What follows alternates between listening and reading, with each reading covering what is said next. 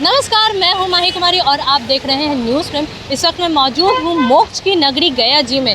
या आप देख सकते हैं मेरे पीछे, यहाँ पे मैं भारत सेवाश्रम संघ के पास खड़ी हूँ। यहाँ पर अलग अलग राज्यों से आ रहे हैं यात्री पिंड दान करने के लिए। आपको बता दें यहाँ पितृपक्ष चल रहा है और कल इसका आखिरी दिन है।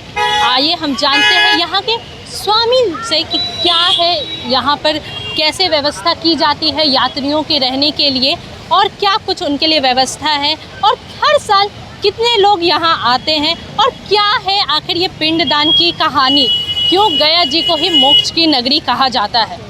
यहाँ गया जी आए हैं पिंडदान करने, यहाँ पर ठहरे हैं, कैसी व्यवस्था है? व्यवस्था बहुत अच्छी है, कोई प्रॉब्लम नहीं है, दिक्कत ही नहीं है कहीं से भी।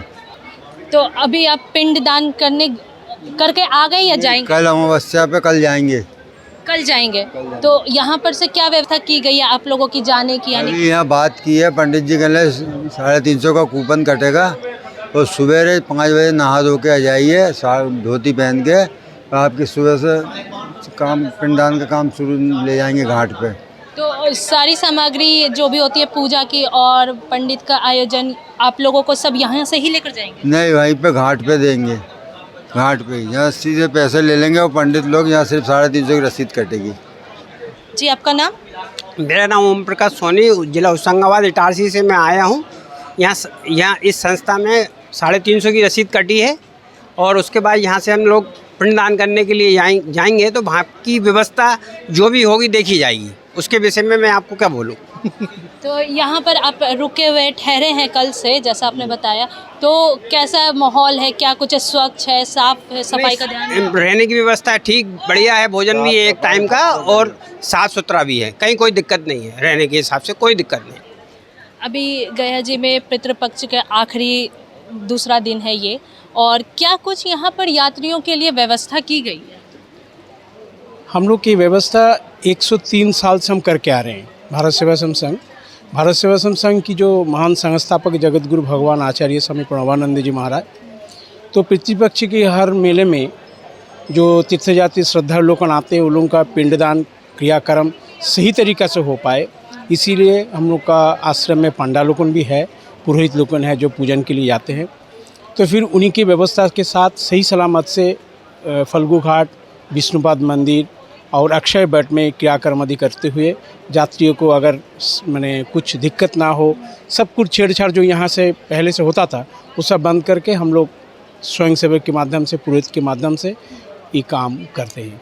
अच्छा, यहाँ पर जो पितृपक्ष होता है तो गया जी को ही इतना महत्वपूर्ण क्यों दिया जाता है? क्यों कहा जाता है कि मोक्ष की नगरी है? और पिंडदान जो होता है, जो कि शुरू होती है पुण्य से, लेकिन समाप्ति गया जी में ही मानते, ऐसा क्यों है?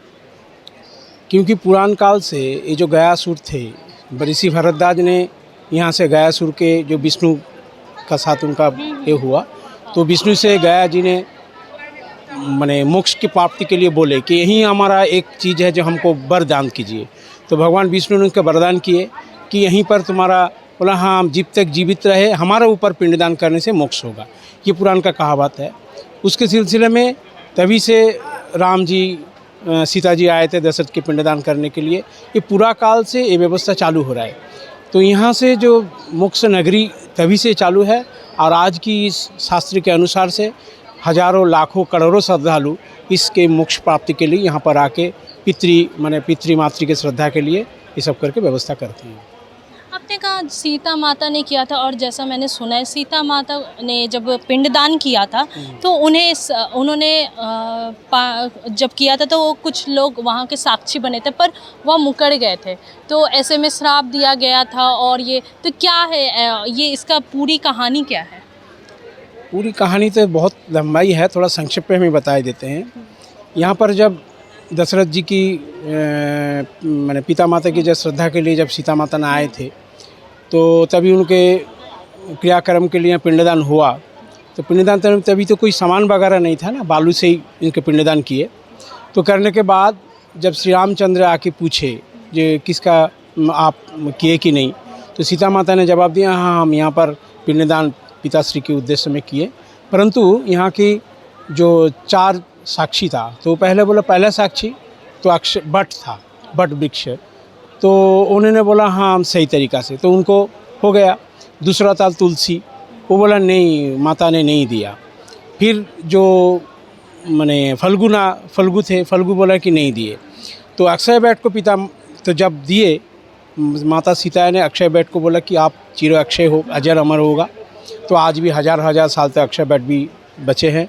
परंतु तुलसी माता जब बोले कि ये नहीं, ये झूठ है, तो तुलसी माता को श्राप दिए कि आपका ऊपर कुत्ते ने पेशाब करेंगे। और फल्गु को बोला कि आप अंतसलीला हो जाओ। सभी से शास्त्र के अनुसार ये अंतसलीला होते ही बहते हुए हैं।